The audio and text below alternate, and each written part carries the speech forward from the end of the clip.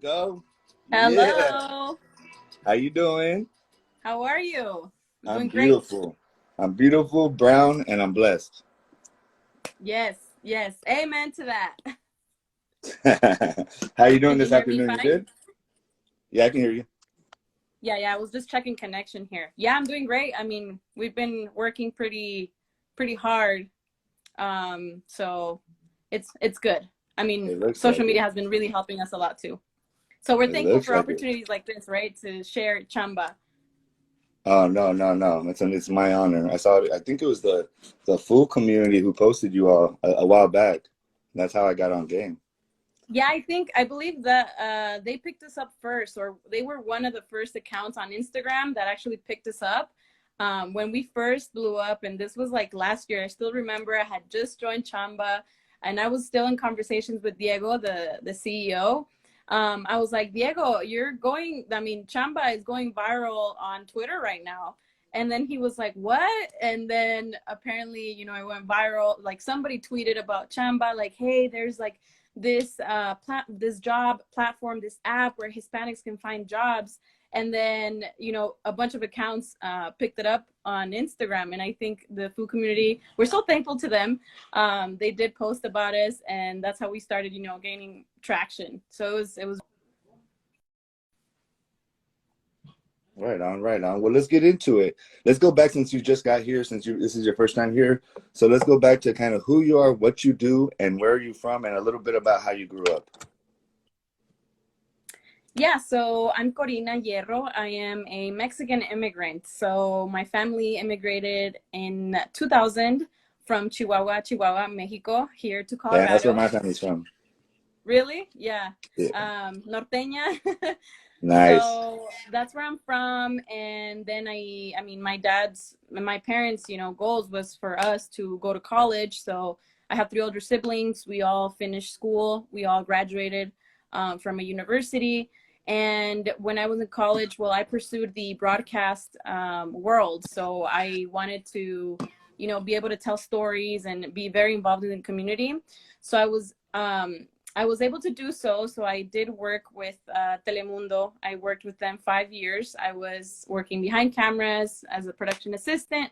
And then I was almost 3 years in front of the camera. So I was, storytelling. I was, doing breaking news, informing the community. And then COVID hit. I left the news industry right before COVID. And then Chamba found me. So the CEO, one of the co-founders, Diego, he reached out because I had sort of known him, because of a photo shoot at Telemundo, because he is also a photographer. And he was like, hey, this is what we're working on. We are about to, we just launched, and I know you were really involved with the Latino community, and, he wanted me to join. And I was like, I absolutely love the mission. I love what Chamba represented, and I dove right in, and it's been great so far. It's been going well with social media, news coverage. We've been growing a ton, so we're excited for what's to come with Chamba. So Chamba's it's a Latino based job platform, kind of like you can think of it as the Latino Indeed. It's bilingual, so if you're a I young was thinking about it as something employer. else. Huh? I was thinking of it like it's like like Tinder for work though, for paisas. Yeah, actually, I don't know if you saw that. We got a story out in Sacramento, and one of the interviewees, one of the people that the news interviewed, was this guy saying, "Oh, it's as fast as Tinder. Like you just find a job," and it was hilarious. But yeah, you can think of it as that way. Technically, it's an HR tech company. So we just connect people with jobs, and we connect employers with their workers. So it's been good, and I'm happy to be part of it. Yeah. I mean, it's one of the reasons why, even when I was talking to Diego, is dope because I was a professional photographer too, and I still am. And then I moved into like being an executive at a tech company. So I've been able to kind of move, evolve my work, not as just a journalist, but as somebody that, and then, create different lanes of income. So now instead of just taking pictures for a news company, I consult. So I do professional photography, I do professional videography, I do social media marketing and managing, and brand awareness. And then I do a bunch of other things like speak because I used to be a cholo and all this stuff. But so I try to teach these youngsters how to create many lanes of income. That's really cool. I know that, like, it's such a good feeling to be able to teach what you know. I think I have found so much fulfillment in that too. Being able to have a voice and be a positive influence to whoever's watching you, whoever you meet. I think that's always been a huge drive for me. Yeah.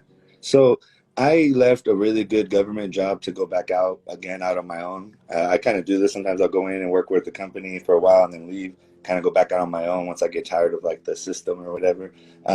Was it hard for you to kind of, because look at, I work for a tech startup too called Gager. And there's hills and valleys to it, and then people always think it's such a cool job because you get to make your own hours and you get to do this, but they also don't notice like how scary it can be, right? Because you never know what's going to happen in the future. So how do you kind of balance that idea of going into a situation where your finances could change in a good way, or it could go all the way down and you have to go kind of start all over? How did you kind of work with that? I mean, it was a little nerve-wracking, right? Leaving the corporate world, but sometimes you have to just put everything on a scale and measure the pros and the cons and really risk it. You have to risk it to get the biscuit. I just knew that, Nice. leaving the news industry, I just knew that I wanted to continue, having an impact in the community just in a different way, because I wasn't, I felt like I wasn't very happy, in that space with certain things that were going on. So I prayed about it. I asked the universe, like, please, I need to continue using my talents, for a positive impact. I love working with the community. So, shortly after, the pandemic hit, and I was freelancing for a little bit. And then, Chamba found me, right? But it's really nerve wracking, not having certainty. But I think it's very human to be scared of the future. So I just kind of trusted my instinct, and I was like, this is my direction right now. Like, I am where I'm supposed to be right now. So I just, I was happy and grateful, that this opportunity happened. But I did have a rough couple of months at first because I think 2020 hit everyone pretty hard. Jobs were lost. Families were also facing uncertainty, loss of income. So that happened to a lot of us. So that's why, coming into Chamba, where I got introduced to Chamba, like, hey, we're trying to help the community find jobs, even though they're very little right now because of COVID. But I was like, damn, like, I need to be in this. Yeah, dude, I lost a lot. I was the top event photographer for my whole area. So I was like the person. I was doing like 3 events. I was having to like say no to events. I was doing like 3 events a day, like every single day almost. So I was going hard. I lost it all, but at the same time, because I had a good name, right, and I'm a businessman, I was able to recreate this show. I was able to create my cannabis company. I was able to help get into the cannabis industry that I wasn't really into. But there were the hospitals. My last 3 clients, I had like 100 clients. At the end, I had like three. It was the hospital, and I'm like the main photographer in this area. The hospitals, um, the county, and cannabis companies. Those were the three. I mean, 3 areas, not just what I Yeah. mean. So I was able to, a lot of times we think something is a something, it's going to hurt us, or we're but we never know. It's all about perspective. I moved into an opportunity that I think will lead me into passive income. That I've been really trying to Yeah. get to, because it's hard as a photographer. My skill, I can't hire another photographer because they're hiring me for my art. So there's only so much you can do. You can keep raising the thing, but it's not like that, right? So you have to create things like what you're doing and creating a way that your kids could eat from this possibly. Yeah, I think in times of uncertainty, or with when life hits you with like something unexpected, you have to really reinvent yourself. I think everything happens for a reason too, because in this project we've all uncovered talents that we didn't know we had.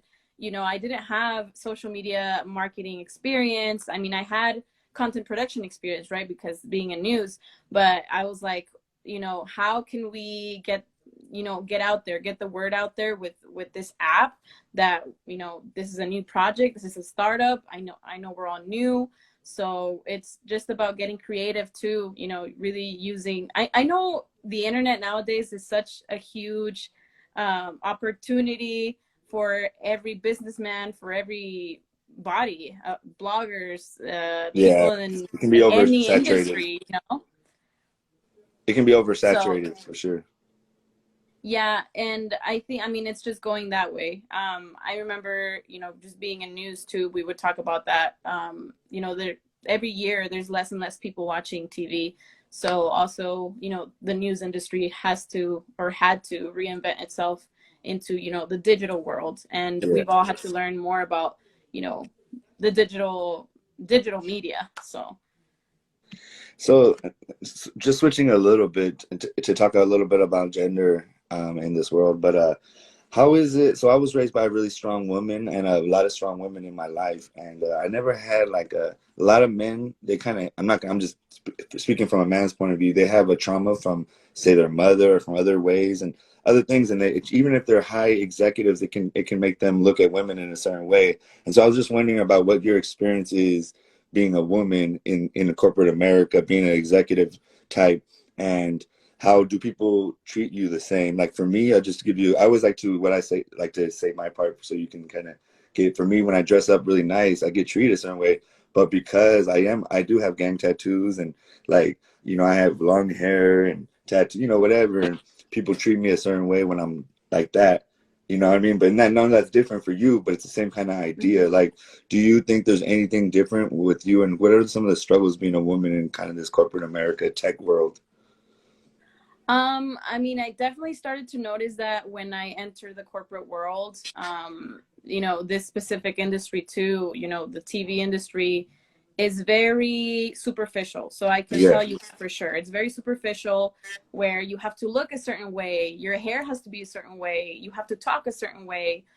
And then that's actually one of the things that I noticed, that I was like, wow, like I had heard about it, but I had never experienced it firsthand. And I really saw the reality of things. Like, this happens everywhere. Even talking to colleagues in other states and other Oh stations, yeah.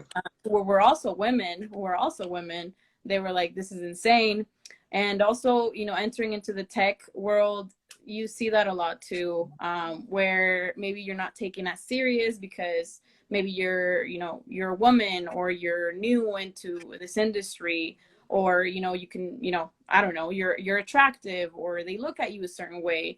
So it's definitely been, you know, eye-opening, but you really have to stand firm on, you know, on your values and where you stand, and really speak up when it comes to, you know, feeling uncomfortable, being in situations that you don't want to be in. So that's been really huge too, is definitely speaking up. I'm not the type to, you know, not say anything, but it's definitely been a learning experience.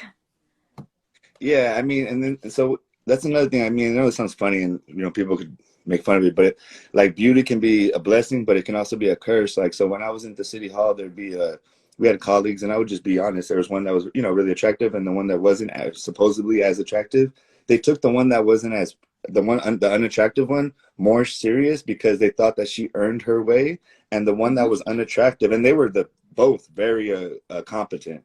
The Hmm. one that was attractive, they kind of treated her like a little girl because she was like, you know, like pretty. Have you ever seen anything like that happen? It's really strange, kind of like they don't take you as serious because you're beautiful or something, like that you didn't Yeah, earn it or something.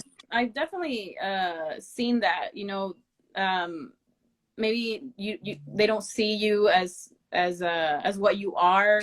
You know, they see you as maybe this attractive woman who got her way into the TV industry or the tech industry. But I think, you know, that's, you know, it's beauty and brains. But you really have to show yourself like, hey, I'm more than my looks, I'm more than what I look like. So, and really, it's, you know, you have to prove yourself too. I know But it's strange. I just always thought it was strange. I think that happens everywhere though. Oh I mean, yeah. having friends in different in different areas. You know, it happens everywhere. So Oh, I I think that's know. just something that we have to stand, you know, up as women and together in union and really fight against these type of situations where we're not seen as what we are because we are smart, we're capable. So And also, you know, having allies, like having other men that support you in that way too. You know what I mean? I think it's good. You know what I mean? Because sometimes we get into yeah, these gender wars, you know, and it's like we need each other. We can't, you know what I mean? You know, we have to figure out how to.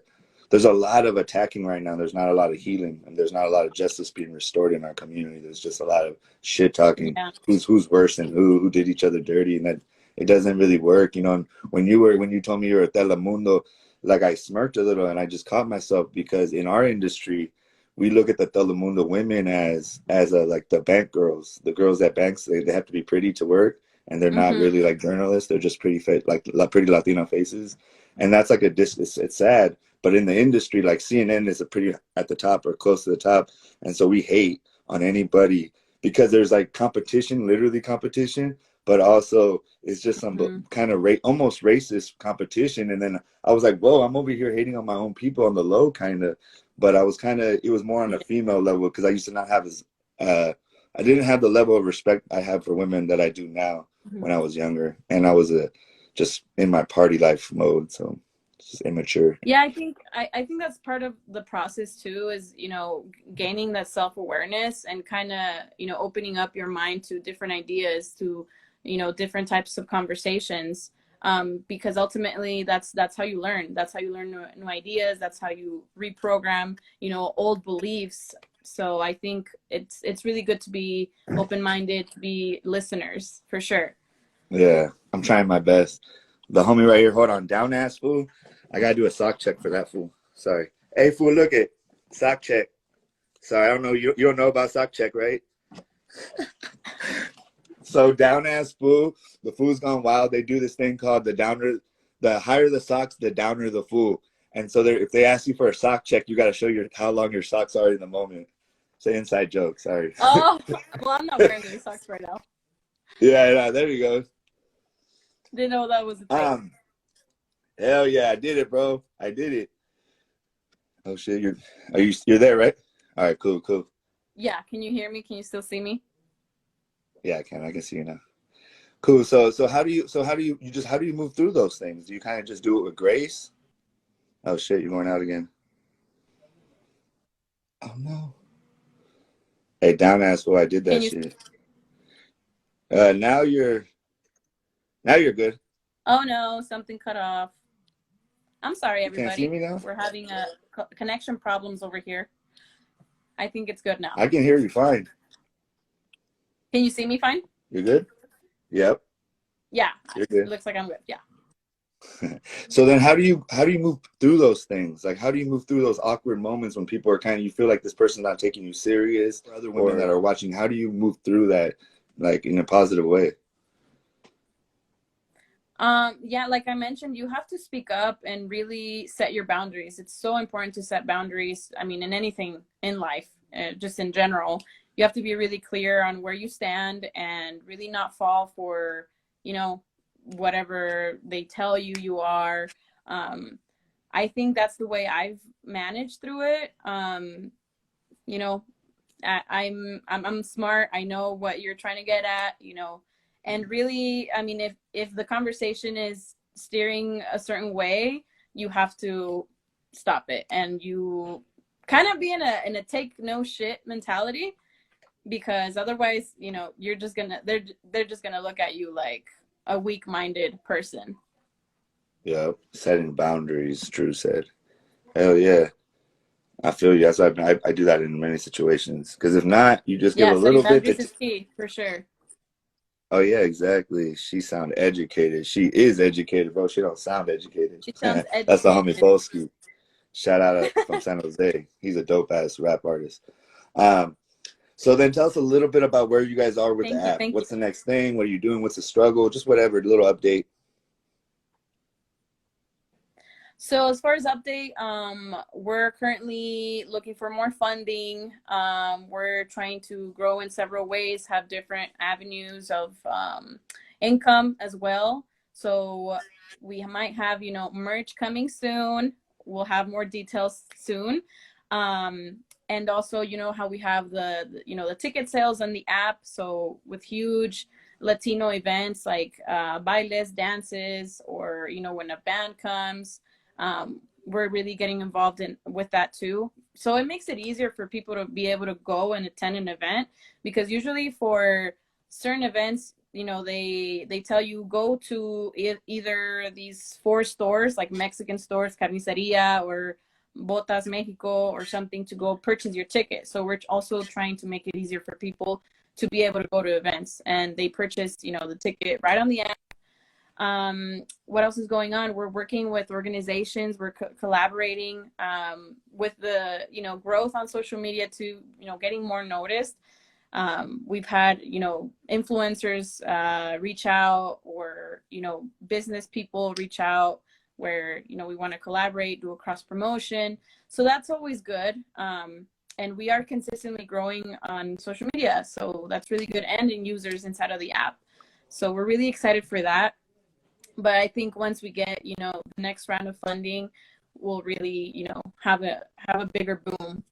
So right now we're working with what we have, and also expand. I mean, expand in all kinds of ways, right?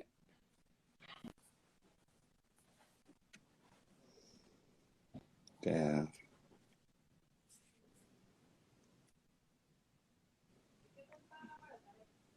You cut out right at the end. You'll need rap performances at your event. You there? Can you hear me now? Yeah, Yeah. I can hear you. Can you hear me now? Yeah. Yeah, you good? Can you hear me? I don't know the last thing that you heard, but yeah. So we're trying to work different ways right now for growth. Oh, no, I got it. We got it all. We got it all. Hey, and so how did you guys, are you from Colorado, or did you just end up, you're from there? I mean, you're born there, you grew up there, I mean, or? I pretty much grew up here. So when my family came here, this is the only place I've lived. I mean, I've lived in different cities in Colorado, but Colorado has been my home, right, for the last 21 years. So I came here when I was really little. I was 7 years old. And so I think the immigrant struggle definitely also had a big impact on the way I think and the Oh, way I nice. want You're straight to up. You're Mexicana, though. contribute, you know? Said you're Mexicana then, for sure. Yeah, Mexicana for sure. I mean, when they ask me, where are you from? It's so weird because sometimes I don't even know how to answer. Obviously, I was born in Mexico, and I've lived here most of my life. So I never know what to say. They have this saying in Spanish, ni de aquí ni de allá. Not from here, not from over there. That's how I feel about Just being somewhere in the Chicano. middle. Yeah, so I mean, but I do when they ask me where I'm from, I do typically say the whole story. Oh, well, I'm from Chihuahua, but I've lived here in the US for like most of my life at this point. So Where you at? You're in Denver, or where you at? Boulder? north of Denver. It's a small town. It's a small town north of Denver. It's like 35 minutes north. Oh, for sure, for So sure. it's a suburb. Yeah, my mom got a full scholarship to Boulder. She went to Boulder for her schooling. Oh, no, yeah, So two of my older brothers graduated from Boulder, actually. yeah, it's beautiful. Yeah. Oh, Colorado is just beautiful. I've been all over. I mean, not all over, but probably like Denver. And it's just like, I like coming in after the airport. There's just like this big old sky with like, I think a mountain right there or something. It's just beautiful. Yeah, And that's Colorado's a where, beautiful state, definitely. I think, I mean, it used to be a hidden beauty, right? Or a hidden gem. But then right around 2012, 2013, a lot of people started moving to Colorado. Rents went up. I mean, real estate just went up in general. I know people that have had to, you know, move out of state, you know, the whole gentrification, um, concept happened in various like neighborhoods. So I remember I used to cover that all the time for news, and I would talk to, you know, Latinos, basically that they were getting kicked out of their own neighborhoods that they've lived in for 20-30 years because house rents and just real estate in general, just it was too expensive to live here. hell yeah. Shout out to Chamba Latina. Thank you for being part of the team, Cori. So how you say it's Corina, right? Excited to be here. Yeah, so it's Corina, but How do you and say your a last lot of name? people call me Cori. Can you hear me? Yeah, So how do you say your last name? Hero? Hiro? yeah, it's Hiro? Hierro. Hiro? Hierro. Yeah, you have to roll the R's. Oh, yeah, yeah, but I It's like that. Hierro. The H is silent, It so almost it's says Hierro. hero like if you were a white person and you tried to say you'd be like hero, hero, hero. It's like you're a little Yeah, Shiro. Do you trust deal me. with that? I've gotten called everything. I've gotten called Herrero, Hero, Guerrero, and I tell people, don't change your last name or don't make it easier for people to pronounce your name, right? Because it's like, oh, just call me, whatever. Just call me, I don't know, and you change your last name for an easier pronunciation, right? But I've always said like you have to roll your R's. Hierro. It's hard, I Yeah, and know. then yeah, and then like mine's Salvador, but I mean some people I don't even really like people calling me Sal though. I like my full name or Chava is a nickname for me. But they'll Chava, be yeah. like Sal or they'll call me Saul and I'll be like, fuck. Or Pocho just came as a nickname. Some people call me Poncho. Hey, Poncho. But I'm like, dude, I can't get into it. Sometimes I'll let it go. But it was just a I nickname mean, in I'm college. Corina, right? I can be Corina. Yeah, yeah, But exactly. the original pronunciation is Corina. So, I mean, that's Yeah, something that I learned in recent years. I'm like, I'm not going to make it easier for you to pronounce it. You can say Corina. And if you can't, well, yeah. I like names that are, a little bit different. You know what I mean? It's better than like, I don't know. There's so many of like, I don't want to hate on people's names because there's probably somebody with the name. um, yeah. And then going just a little so and then you don't have to get into this, but how do you deal with like being a badass? Because I feel like I'm a badass in my little world, but it's like it's hard for me to have a personal life. Do you have a personal life or do you try to make time for yourself? I try to make time for myself, date, I guess. I don't know, but I mean, when you're going, like I love what I do, so it's not people think I'm a Right. workaholic, but it's like I'm like socialized. I'm having fun when I'm doing it. So it's not like I'm kind of doing both, but I'm also learning that I need to create time for myself and maybe, you know, other things too. But do you do that? Do you balance that or do you kind of struggle with that? Yeah, I used to not have a balance, but that's also a huge lesson that I learned, in 2019, 2020, is the importance of having balance in your life. I know sometimes we get really caught up with the work life and, it's so much harder to even socialize with friends or they're busy too. So it's really important to have a balance just in everything. But I really do try to have a personal life, of course. But right now I'm pretty focused on what Chamba is, on what we're working on. But I mean, it is good to kind of detach a little bit, like say on a Saturday night or something. Um, I think that's just important in every aspect. Always balance. My dad always taught me that. Todo con medida, todo con medida. And that applies for everything in life. Because otherwise, if you don't have a balance, you're gonna burn out. I Yeah. experienced burnout, and it's the worst. And you can get You can't cynical even think too. straight. You Hmm? can get cynical about things too, you know? You can start like not to see things like, oh, everything's kind of negative. It's not like that. It's just that you're so.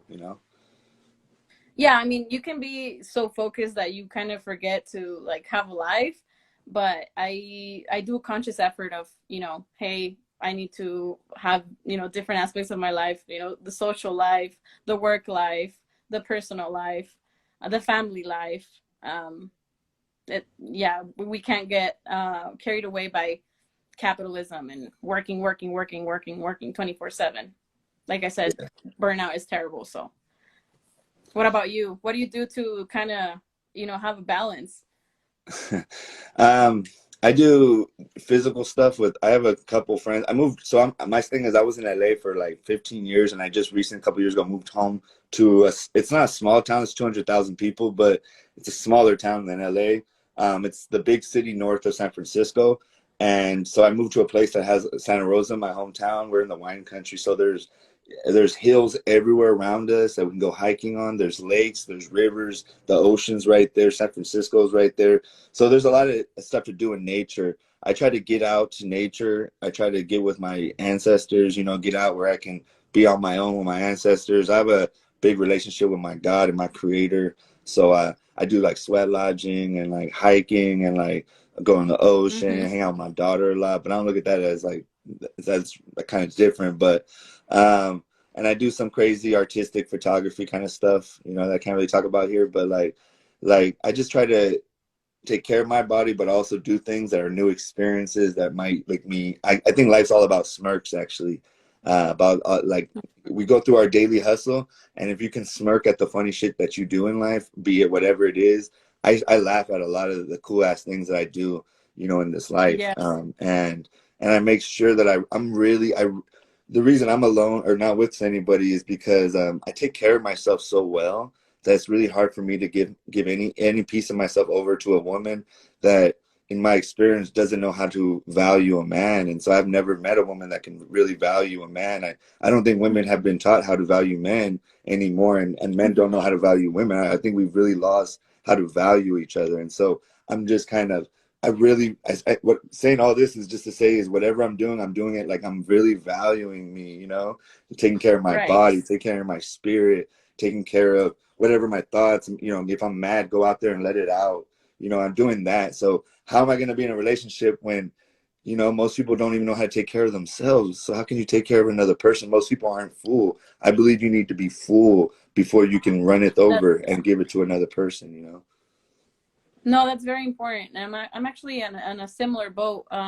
You know, really coming back to myself and really feeling whole again.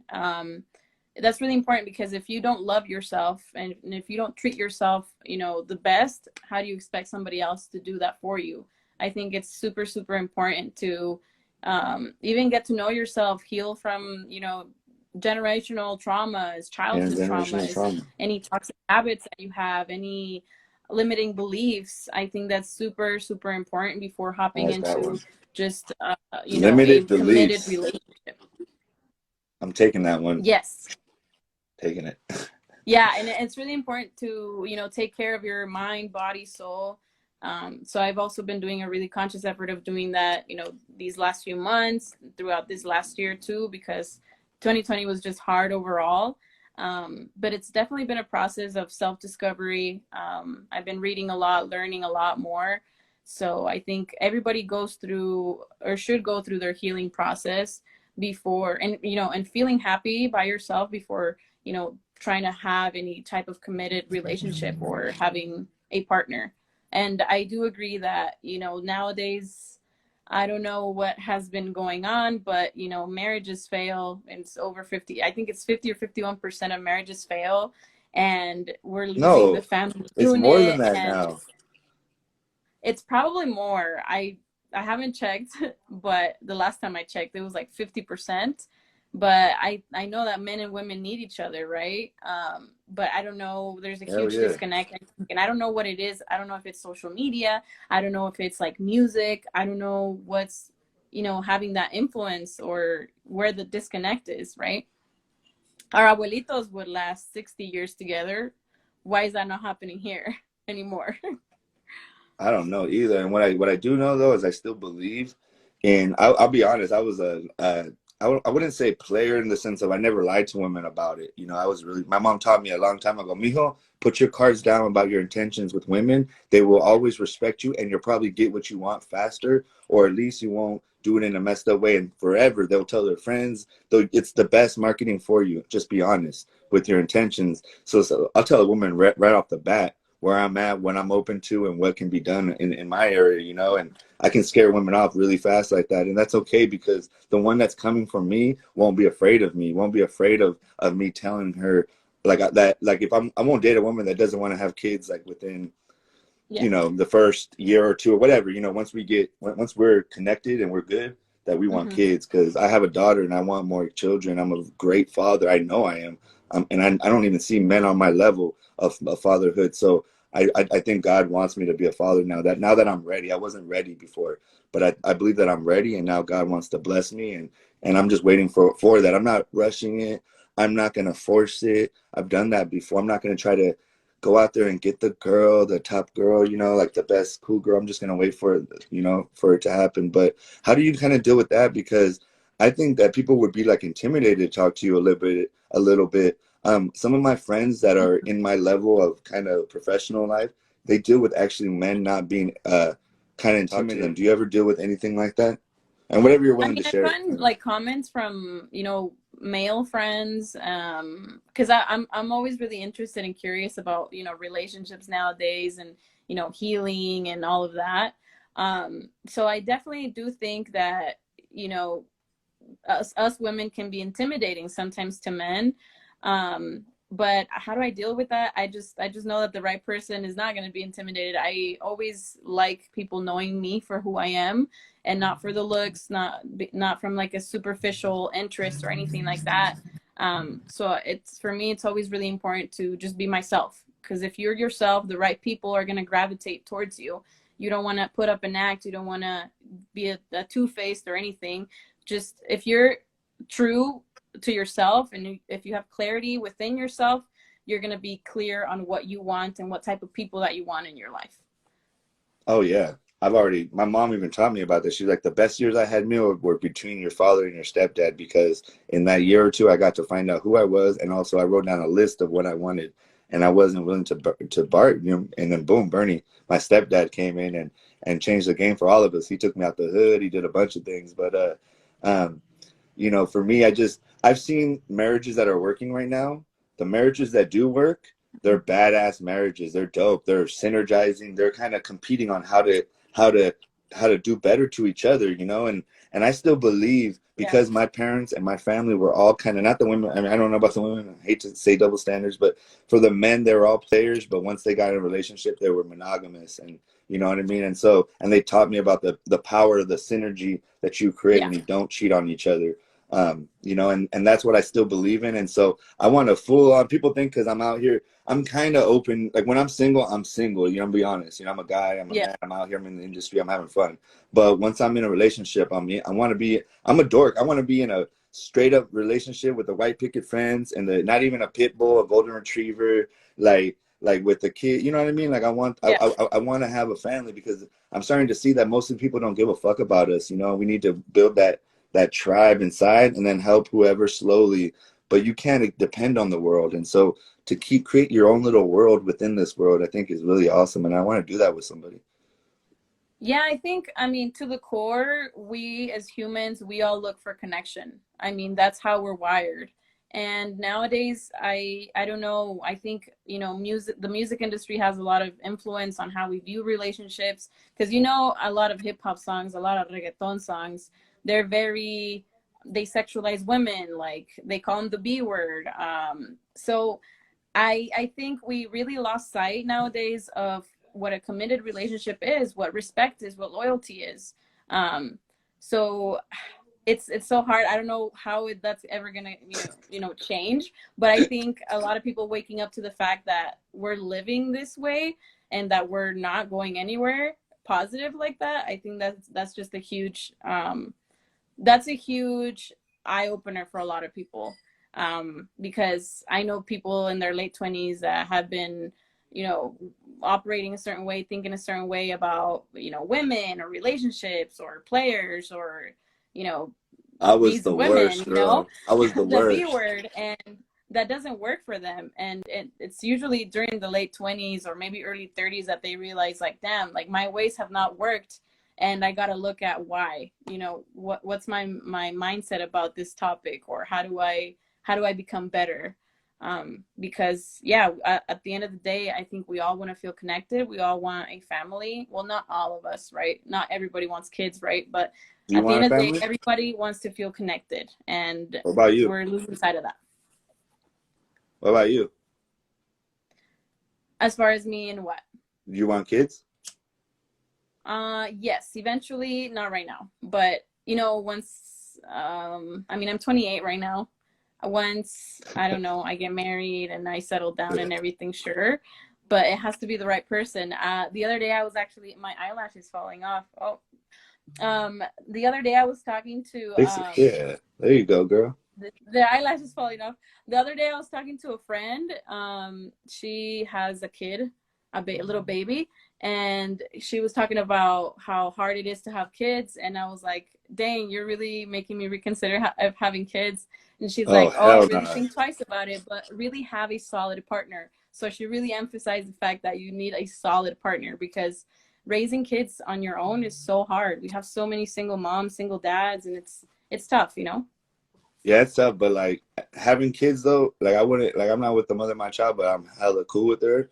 And like Mm-hmm. ain't nothing better than having kids. She's fucking out of her mind. Maybe it's hard, but I'm sorry. It's the best shit on this planet. You're not even you think you're living right now. You've never even lived. You don't even know what love is yet, girl. I mean, no disrespect. I'm just telling you, like the love I have for my Yeah. daughter, I can't even explain it to you right now. It transforms me right now. Like I feel like the Hulkamaniac with all the love I have. I'm empowered. I'm rejuvenated. I'm, and I'm also scared and worried. And when I'm not with her, somebody's gonna, get hit by a car or whatever. So it's such amazing and Yeah. incredible and scary as hell. Yes. So what she was saying though, I Yeah. do agree with about the foundation because if I could have that again, I would, and if I can, I still would be open to it, because I really respect the mother of my child. And once you have a kid with somebody, it's like they're your family. And so, to me, I hold her in high regard because of what she did for me. She made me a man basically because I don't feel like till I had my daughter, I don't feel like I was operating on a man level, till I Mm-hmm. saw what a woman does. And once you see a woman have a baby, you just look at women different. I just be walking around like, damn, this sounds cheesy, but there's a bunch of motherfucking warriors around me. These females are gangsters out here because like to sit with a woman day in and day out while they're pregnant and then to watch them go into the pains and then watch them say, no, I don't want no drugs. I'm gonna do this natural. And then Yeah. watch her do it through. And then I sang a special song that I sing because to be that to my baby before she was born, I said, I love you, baby. I love you. I love you, baby. I love you. I would sing that to her stomach. And then she made me sing that. Oh, sorry.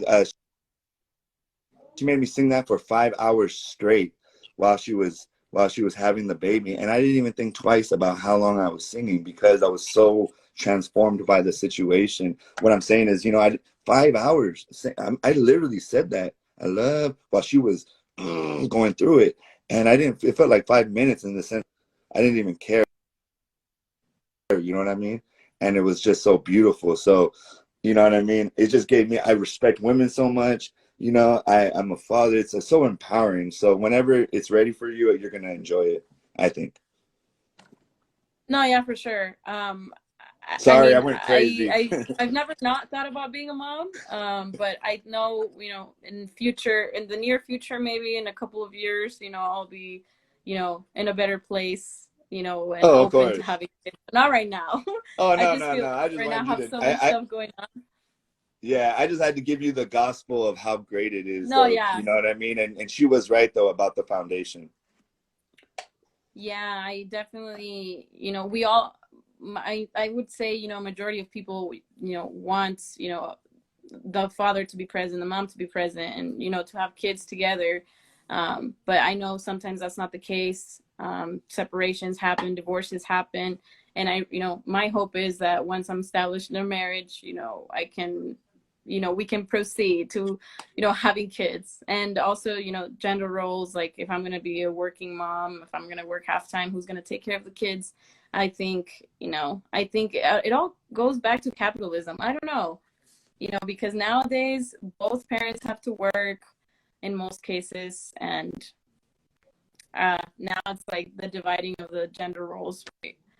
And back in the day it was, women would stay at home. So it has really taken a turn ever since, women are now working also like full time, which is good. But I think maybe that's hard to balance too, two working parents, family life, social life, personal life, finances, mortgages, bills.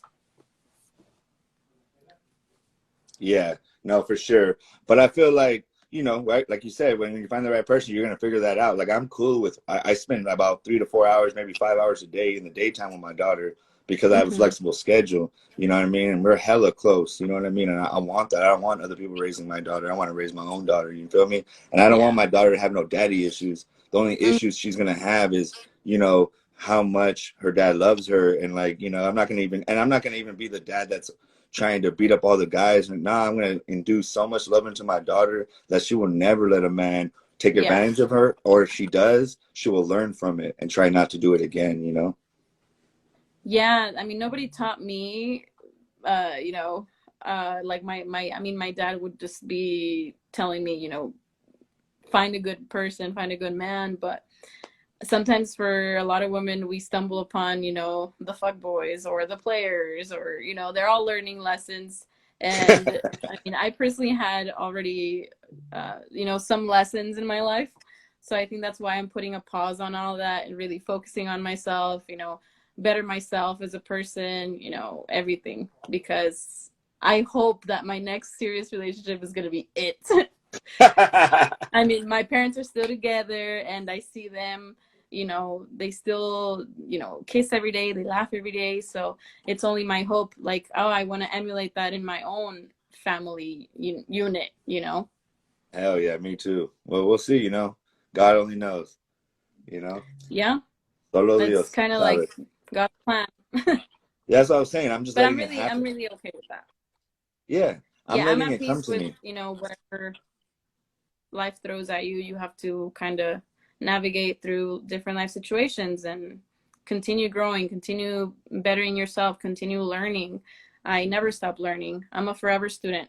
I've said Hell that yeah. before. I learn every day, and you always have to be, I think it's really good to be open minded, to continue learning, because self improvement never stops, truly.